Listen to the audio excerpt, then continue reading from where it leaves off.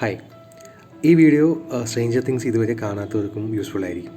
കാരണം ഞാൻ ഈ അടുത്താണ് സ്ട്രേഞ്ചർ തിങ്സ് മുഴുവൻ കണ്ടത്. സീസൺ 1 and 2 അത് കുട്ടികൾക്ക് ഫോക്കസ് ചെയ്തിട്ടുകൊണ്ടാണ് ആ സീസൺ അവരെടുത്തിരിക്കുന്നത്. ആ കഥയിലെ ക്യാരക്ടേഴ്സും കുട്ടികൾ തന്നെയായിരുന്നു. പക്ഷേ മൂന്നാമത്തെ സീസൺ മുതൽ അത് ഫുള്ളി ടോപ്പ് ഗിയറിലാണ് പോയിക്കൊണ്ടിരുന്നത്. പക്ഷേ റീസെൻ്റായിട്ട് ഇറങ്ങിയ സീസൺ 5ാമത്തെ സീസൺ കണ്ടപ്പോൾ എനിക്ക് തോന്നിയത് 5ാമത്തെ സീസണിൽ അവർ ഒരുപാട് കഥ പറയാൻ ശ്രമിച്ചിരിക്കുന്നു. ഈവൻ ഹീറോ സൈഡുള്ള നമ്മുടെ മെയിൻ ക്യാരക്ടേഴ്സിൻ്റെ കഥയാണെങ്കിലും ആ വില്ലൻ സൈഡിലുള്ള കഥയാണെങ്കിലും അവർ ആ 5ാമത്തെ സീസണിലാണ് അവർ ഒരുപാട് പറയാൻ ശ്രമിച്ചത്. അതുകൊണ്ട് എന്താണെന്ന് വെച്ച് കഴിഞ്ഞാൽ ലാഗായി ഫീൽ ചെയ്തു. പക്ഷേ സ്ക്രിപ്റ്റ് വൈസ് ആണെങ്കിൽ ബ്രില്യൻ്റ് ആണ്. പ്രോപ്പറായിട്ടൊരു എൻഡിങ് കൊടുത്തിട്ടുണ്ട്. സോ എല്ലാം OTT എല്ലാ പ്ലാറ്റ്ഫോമിലും നെറ്റ്ഫ്ലിക്സിൽ റിലീസാണ്, അവൈലബിൾ ആണ്. So it's a must watch, but not that thriller.